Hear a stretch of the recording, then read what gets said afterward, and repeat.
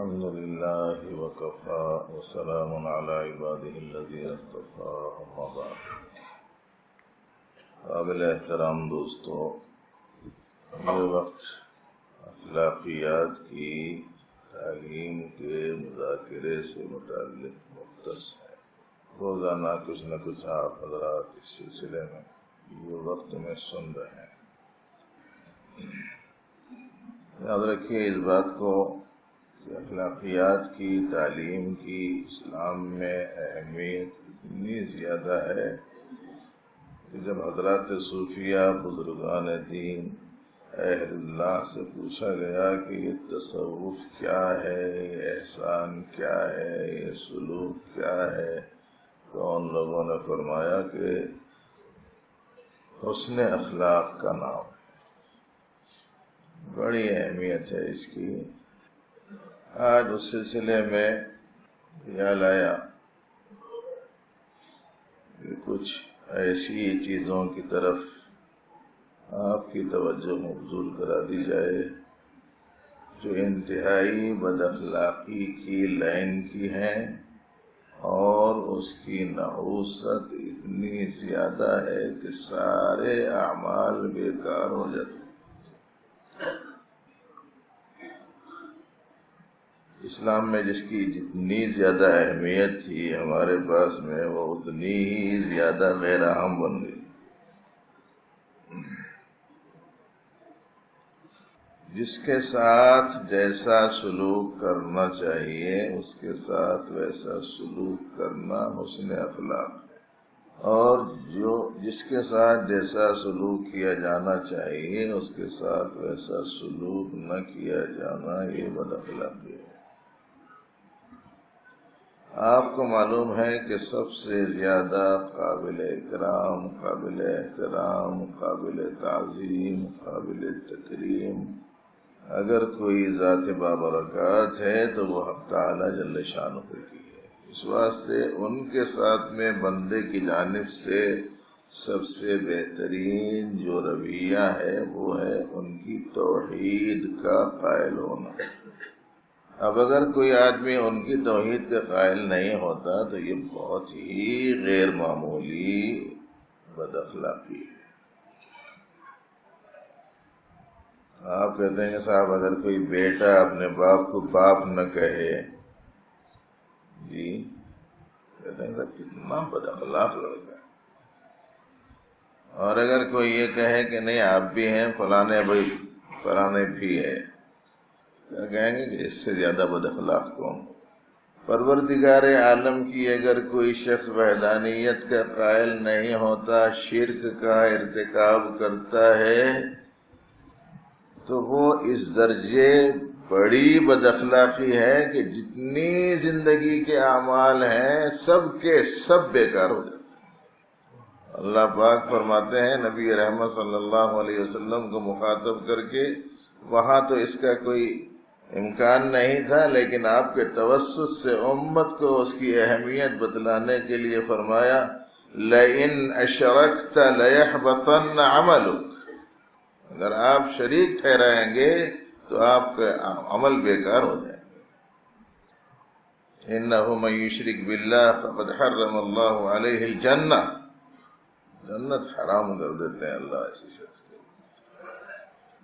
اس لیے اس سے بچنا اور شرک کی تفصیل بھی اچھی طریقے سے ذرا سمجھنا. شرک کسے کہتے ہیں؟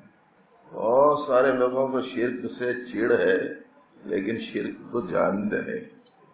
اللہ کی ذات میں کسی کو شریک ٹھہرانا، اللہ کے افعال میں کسی کو شریک ٹھہرانا، اللہ کی صفات میں کسی کو شریک ٹھہرانا، اس میں توحید آثاری، توحید افعالی، توحید صفاتی. اس کی اہمیت کو سمجھاتے ہوئے ہمارے اکابر نے یوں فرمایا کہ اگر یہ شرک نہیں جاتا تو پھر اللہ بھی نہیں ملتا. مشہور شعر ہے سلسلے کے ایک عظیم بزرگ کا، ان کی اپنی زمانے کی اردو میں فرماتے ہیں 4 شرکاں 4 سرکاں ہیں تجھے، ان کو سرکا یار حاصل ہو تجھے. یہ 4 شرک سمجھنا لا الہ میں ہر ایک کی نفی ہے.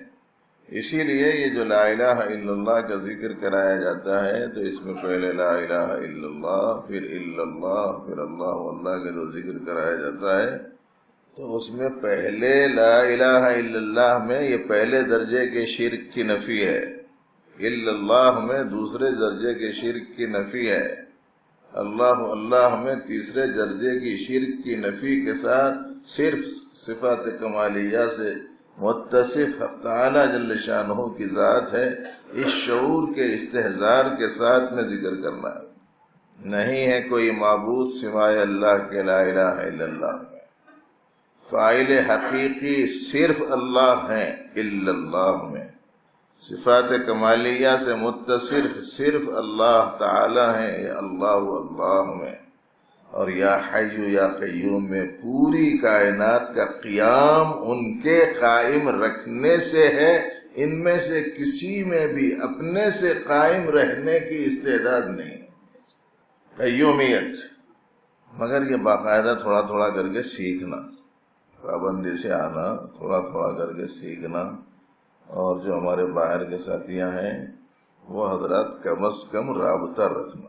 جیسے سنگاپور کے ایک ساتھی ہیں، وہاں سے آپ رابطہ رکھیے، یہاں معلوم کیجئے خانقاہ سے کہ یہاں کا جو پروگرام ہوتا ہے آپ وہاں اس کو کیسے سن سکتے ہیں، اس کا انتظام کیا گیا ہے. بس اتنا ہے کہ فوٹو نہیں دکھتی، مول صاحب کو دیکھنے کے چکر میں مت رہو. تعلیم ملے گی، آواز آئے گی، صورت نہیں دکھے گی. اور آپ کو مقصد چاہیے نا. غواص کو مطلب ہے صدف سے کہ گوہر سے. اردو سمجھتے ہیں نا اچھی، پرانے لوگ تو سمجھتے ہوں گے.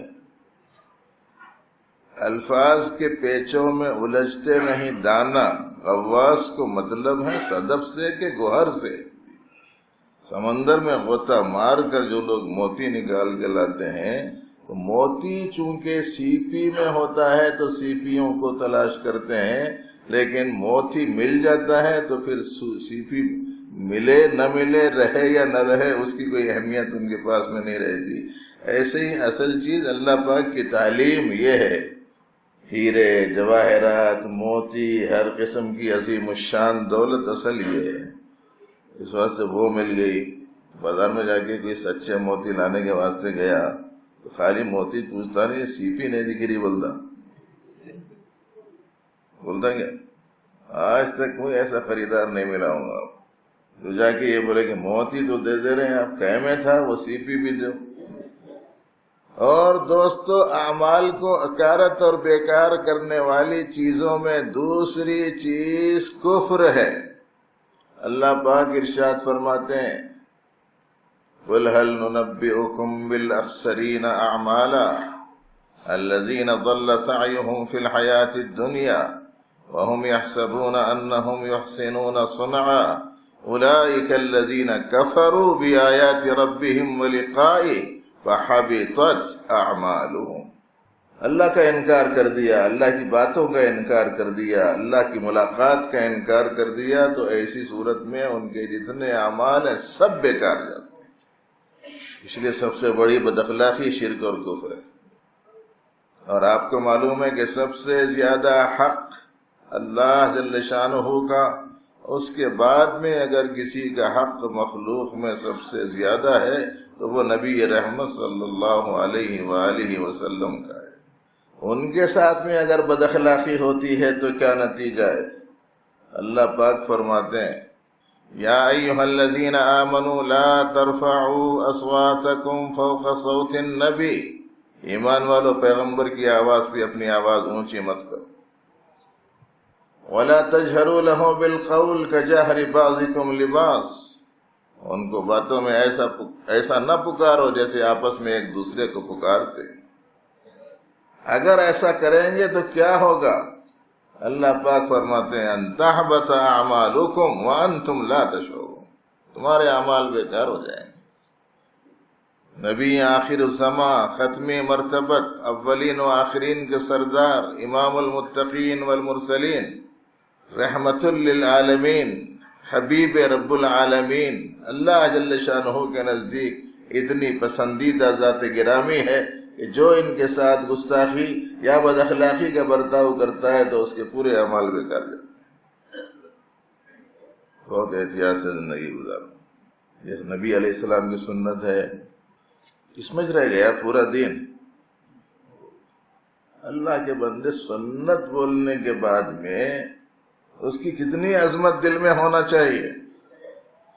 ذرا ہمارے حیدرآباد کے دسترخوانوں پر جانے والے ساتھیاں غور سے سننا، کھانے میں سب سے آگے، صحت میں سب سے پیچھے۔ حیدرآباد کے لوگوں کی خصوصیت اس واسطے جتنے دواخانے یہاں ہیں کہیں نہیں ہے پورے انڈیا میں۔ مسالے مسالے مسالے، آپ کو معلوم ہے کہ سارے صحت کے مسئلے مسالوں سے۔ یہ اس بات سے بھی سنا رہا ہوں کہ اس کی رعایت کرتے ہوئے یہاں انتظام کیا جا رہا ہے کہ مسالے زیادہ نہیں رہنا۔ کبھی کبھار کوئی البتہ نظم کر دے اکرام میں آپ کے تو ایک علیحدہ چیز۔ ایک صحابی ایک نئی جگہ تشریف لے گئے، وہاں کے لوگوں کے ساتھ مل کر کھانا شروع کر دیا۔ ان کے ہاتھ سے کوئی لقمہ یا روٹی کا ٹکڑا نیچے چھوٹ گیا تو انہوں نے اسے اٹھایا، صاف کر کے منہ میں ڈال لینا چاہا تو سامنے بیٹھے ہوئے لوگ بولے ایسا مت کیجیے، ایسا مت کیجیے، یہاں بہت برا سمجھتے اس جلال میں آ گئے اور یوں فرمایا، میں ان بے وقوفوں کی وجہ سے اپنے حبیب کی سنت نہیں چھوڑ سکتا۔ سنت کو لوگوں نے بالکل معمولی سمجھ لیا۔ میرے بھائی یہ سنت ہی ہے نا، کبھی مت بولنا، اس سے کوتاہی ہو جا رہی، ہاں بھائی اختیار کرنا چاہیے، جذبہ یہ رہنا۔ کوتاہی ہو گئی، عملی کوئی بات نہیں ہے، لیکن معمولی نہیں سمجھنا، بہت بڑی چیز ہے سنت۔ بلکہ سیدھی سی بات تو یہ ہے کہ سنت تو ایک ایسی چیز ہے کہ عمل کے مقبول ہونے کے واسطے اور اس کے کامیاب قرار دیے جانے کے واسطے مہر کی حیثیت رکھتا ہے۔ دیکھے ہوں گے آپ حضرات بازاروں میں آج کل بعض بچے 5 روپیے لے جا کے یا 1 روپیہ لے جا کے 10 کے 20 کے نوٹاں لے کے آ رہے، دیکھے نہیں دیکھے؟ 2 سالوں میں دیکھے جیسا ہے، ان کو بازار سے کوئی دلچسپی نہیں۔ دور سے دیکھ کے ارے اس کے چھوٹے بچے کے ہاتھ میں اتنے پیسے ہیں، اس کے ہاتھ میں دیکھے تو کئی 1 10 کی نوٹیں ہیں، اس کے ہاتھ میں دیکھے تو کئی 1 20 کی نوٹیں ہیں۔ کلر ویسی چھے، سائز ویسی چھے، کڑک پن ویسا چھے، اس پہ لکھت وغیرہ سب ویسی چھے، ڈیزائن رنگت سب ویسی چھے، مگر وہ 1 روپیہ دیے تو 10 کے کئی نوٹاں دے رہا۔ کیوں نہیں ہے بھائی ویلیو اس کا؟ حکومت کی مہر نہیں، جعلی ہے، جعلی۔ ایسے ہی سمجھ لیجئے کہ اعمال میں مہر مقبولیت کی نبی رحمت صلی اللہ علیہ وسلم کی سنت سے آتی ہے۔ اس کی عظمت کو ذہن میں رکھو، ایک ایک سنت اپنے معمولات میں۔ اور جو روز نامچہ ہے نا، بعض ساتھیاں ایسے موقع پہ آ رہی شوق سے لے لے رہے، اس کے بعد میں جا کے جو شجرا بھی بھول جا رہے ہیں اور روز نامچہ بھی بھول جا رہے ہیں۔ وہ بے جان چیزوں کو بھول گئے تھے، وہ جاندار لوگوں کو بھی بھول جا رہے ہیں۔ ارے بھائی یہ کیا طریقہ ہے؟ اس میں لکھا ہوا ہے التزام سنن، ایک خانہ ہے اس میں۔ اگر آپ 24 گھنٹے کی سنتوں میں 25 سنتوں پر عمل کر رہے ہیں تو 26ویں سنت پہلی تاریخ کو لکھ لینا۔ پورا مہینہ اس 26ویں سنت کا آپ اہتمام روزانہ کر رہے ہیں یا نہیں، ڈالتے جانا۔ جس دن کرے رائٹ ڈالو، جس دن نہیں کرے کاٹ ماٹ۔ اگر توفیق الہی سے پورا مہینہ اس سنت کی ادائیگی میں گزر گیا تو انشاءاللہ العزیز وہ ہماری زندگی کا ایک مستقل حصہ بن جائے گا۔ تو اب تک کتنی سنتیں تھیں؟ 25۔ اب کتنی ہو گئی؟ اب اس کے آگے کے مہینے میں 27ویں سنت لکھو۔ اس طریقے سے ایک ایک کر کے اپنی زندگی کو پورے سنتوں کے سانچے میں ڈھالنا۔ یہ اتنا عظیم الشان عمل ہے، اتنا عظیم الشان عمل ہے کہ نبی رحمت صلی اللہ علیہ وسلم کا ارشاد گرامی ہے کہ جس نے میری سنت سے محبت کی یہ اس بات کی دلیل ہے کہ اس کو مجھ سے محبت ہے، اور جس کو مجھ سے محبت ہوگی وہ میرے ساتھ جنت میں ہوگا۔ اتنی بڑی چیزیں معمولی مت سمجھنا اس۔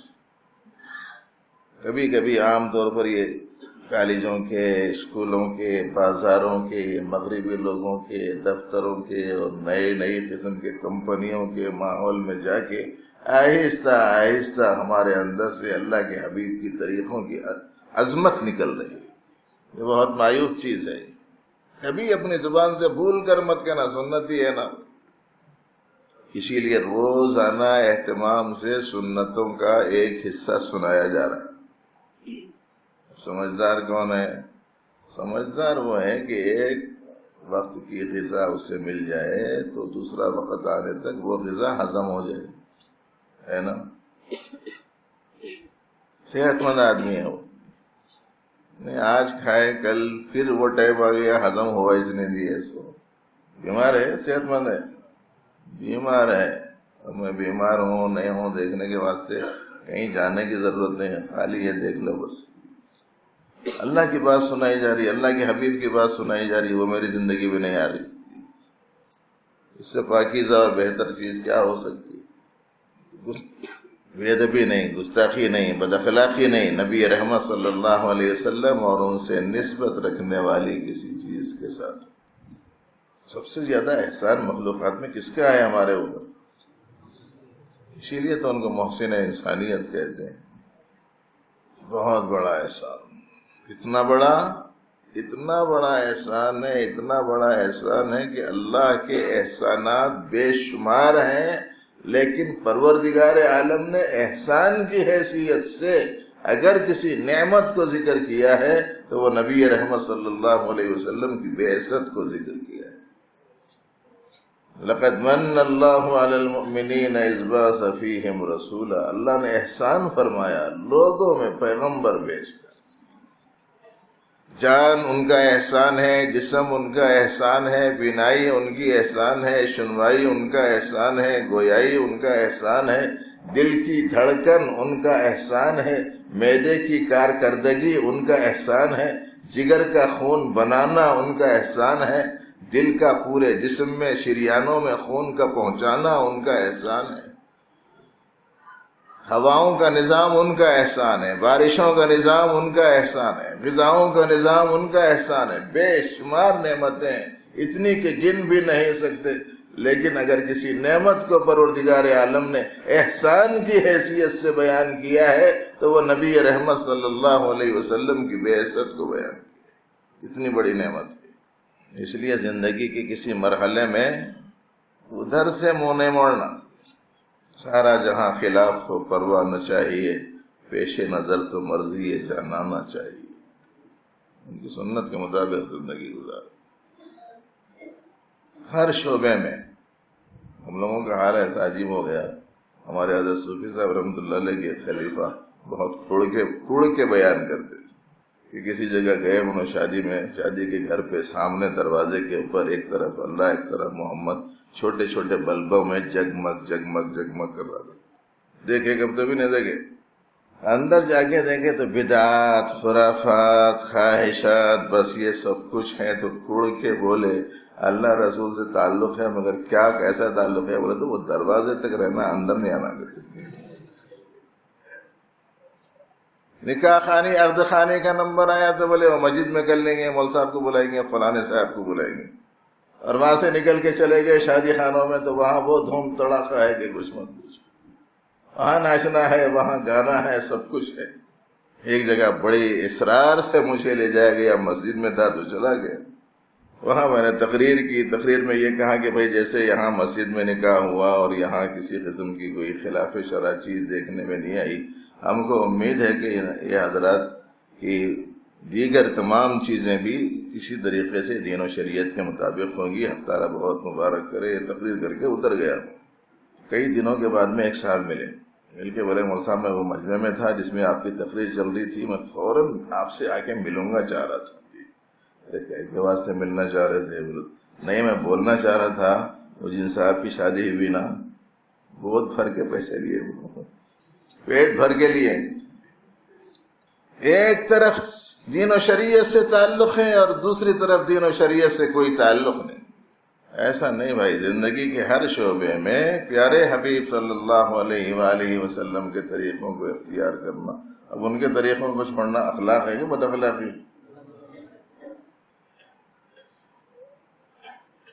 تو تیسری چیز ہو گئی اخلاقیات کی لائن کی وہ تیسری چیز جس کی وجہ سے اعمال بیکار جاتے ہیں۔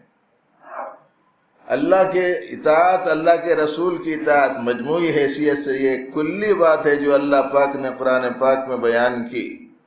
اب تعالیٰ نے فرمایا یا ایھا الذین آمنوا اطیعوا اللہ واطیعوا الرسول ولا تبطلوا اعمالکم۔ ہے کہیں یا نہیں ہے؟ کون سے بارے میں؟ 31ویں رمضانی حافظہ ہیں آج کل کی، رمضان میں پڑھتے بس۔ اللہ کے بندو سال تمام پڑھو۔ حافظ کو تو روزانہ 2-3 پارے تو پڑھنا ہی چاہیے۔ بہت سارے حافظہ ہیں اور یہ بچے چونکہ زیادہ تر وہ ہیں جن سے ہمارا جو تعلق ہے وہ مدارس کی لائن کے ہونے کی وجہ سے ہم کو حق بھی حاصل ہے ان بچوں کو بولنے کا کہ بیٹا زندگی بھر پڑھنے کی کتاب ہے نا، رمضان میں تو پڑھنے کی نہیں، سال تمام پڑھیے، تلاوت کیجیے، روزانہ 2 پارے 3 پارے 2 پارے 3 پارے۔ اتنا نہیں ہو سکا کسی کو تو کم از کم روزانہ 1 ہی پارہ پڑھ لے۔ حضرت مولانا قاری محمد طیب صاحب رحمۃ اللہ علیہ پوری زندگی مغرب کے نماز کے بعد کی اوابین میں 1 پارہ پابندی سے پڑھتے تھے۔ ہمارے بہت سے اکابر ہیں صبح شام کی چہل قدمی میں 3 پاروں کی تلاوت کرتے تھے۔ آج بھی ہمارے بعضی اکابر ایسے ہیں کہ ان کا پارہ سن کر بول سکتے ہیں کہ آج تاریخ کیا ہے۔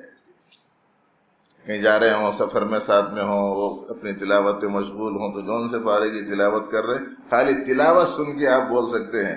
مثلاً 18 پارہ پڑھ رہے ہیں انہوں تو سمجھ جائیے کہ 18 تاریخ ہے۔ اتنی پابندی سے پڑھتے۔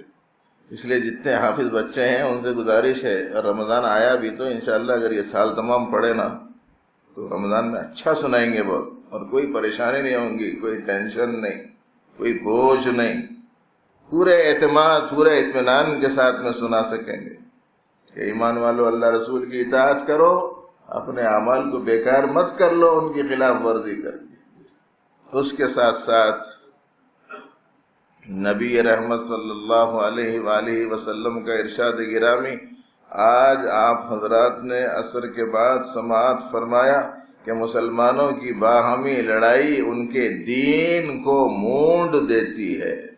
لڑنا مت کسی سے، نہ دنیاوی عنوان پر اور نہ ہی کم علمی کے ساتھ دینی عنوان پر۔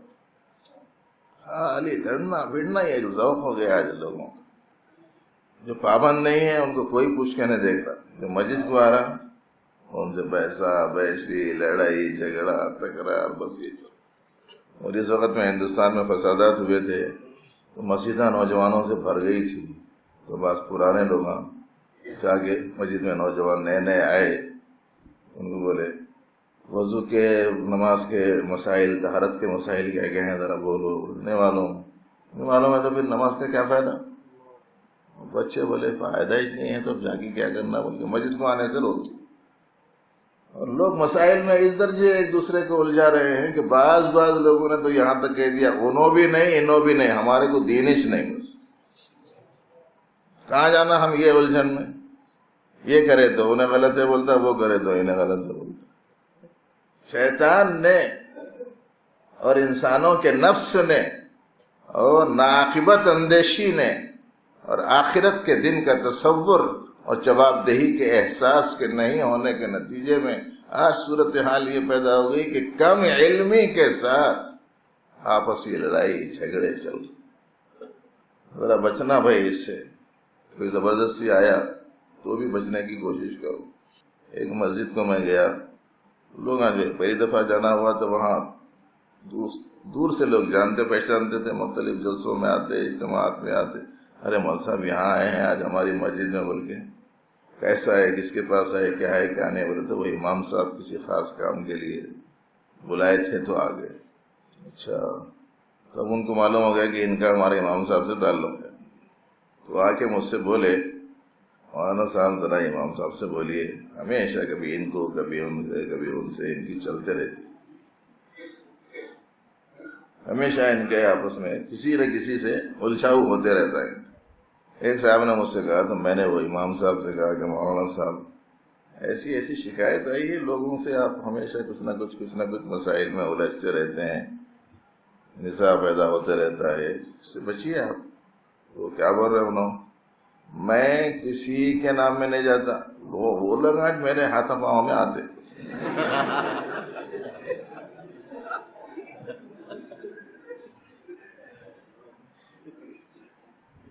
یہاں حیدرآباد کا قصہ سنا رہا ہوں، وہ بھی بہت پرانا نہیں. لوگوں کا ایک مزاج بن گیا ہمیشہ ان سے لڑنا، ان سے لڑنا، ان سے بحث کرنا، ان سے بحث کرنا. ارے اللہ کے بندو، اخلاص کے ساتھ کسی جاننے والے کی تحقیق پر اعتماد کر کے اپنا عمل کر لو. اللہ کو نہیں معلوم ہے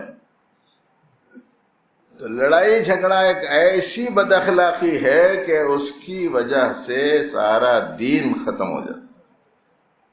اور قربان ہو نبی رحمت صلی اللہ علیہ وآلہ وسلم پر انہوں نے جو لفظ استعمال فرمایا وہ یوں فرمایا کہ ہی الحالقہ، یہ آپس کی لڑائی، بغض و عناد، یہ حالقہ ہے.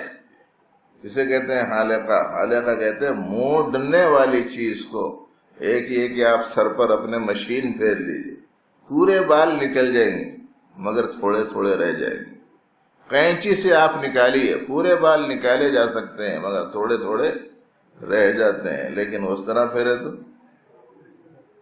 جیسے اس طرح سے بال ختم ہو جاتے ہیں. پیارے نبی علیہ السلام نے ارشاد فرمایا یہ باہمی نزاعات اور لڑائیاں اور جھگڑے اور بغض، کینہ اور دلوں کا کپٹ یہ ایسی خطرناک بیماری ہے کہ اس کی وجہ سے پورا دین آدمی کا ختم ہو سکتا ہے. دیکھو کسی سے لڑکے آ کے نماز میں کھڑے ہو جاؤ، نماز میں رہتے ہیں، لڑائی میں رہتے ہیں، تو پھر بولنا میرے کو سلام پھیر کے. پیسوں میں الجھے ہوئے ہیں، رات کے 12 بجے 1 بجے فون آ جا رہا، مول صاحب اس سلسلے میں ذرا بحث چل رہی، کیا مسئلہ ہے بتائیے. بولا وہ دونوں میں سے کوئی مولوی ہے؟ تو بولے کوئی بھی نہیں ہے، دونوں کے دونوں جاہل ہیں اور دین کے مسئلے پہ بحث چل رہی. ہر معاملے میں لوگوں نے ہر چیزوں کو سنجیدگی سے لینے کا تہیہ کیا، دنیا کی لائن کی، لیکن دین کے معاملے میں اس درجے غیر محتاط ہیں کہ کچھ مت پوچھیں. صحابہ کرام رضی اللہ عنہم اجمعین میں کچھ ایسے تھے جو علم میں زیادہ فوقیت رکھتے تھے، کچھ ایسے تھے جو ان کے مقابلے میں علمی سطح میں، یہ لفظ ذہن میں رکھنا، ان کے مقابلے میں علمی معیار میں کسی قدر کم تھے. اگر کسی قدر معیار میں کم کسی صحابی کے پاس میں کوئی جا کر سوال کرتا تو وہ جواب میں یوں فرماتے تھے کہ جب تک کہ یہ عظیم عالم دین تمہارے درمیان موجود ہے مسئلہ مجھ سے مت پوچھا کرو. سیدنا امام ابو یوسف رحمۃ اللہ علیہ کے پاس کسی بوڑھی نے آ کر کچھ سوالات کیے، آپ نے فرمایا مجھے نہیں معلوم، مجھے نہیں معلوم، مجھے نہیں معلوم. ایک سوال کیا، کہا نہیں معلوم. دوسرا سوال کیا، کہا نہیں معلوم. تیسرا سوال کیا، کہا نہیں معلوم. تو چیف جسٹس تھے، وہ قاضی القضات تھے. وہ بوڑھی نے کہا مسائل میں پوچھ رہی ہوں، آپ کو معلوم نہیں بول رہے ہیں، تنخواہ کہیں کی لے رہے ہیں بول کے پوچھیے گی. مسئلے میں پوچھ رہی ہوں، آپ بتانے نہیں، معلوم نہیں ہے، پھر تنخواہ آپ کہیں کی لے رہے ہیں؟ تو انہوں نے بھی بڑا عجیب جواب دیا. انہوں نے یوں فرمایا کہ جو باتیں میرے کو معلوم ہے وہ بتانے کی مل رہی میرے کو تنخواہ، نہیں معلوم ہے تو کوئی دے ہی نہیں سکتا.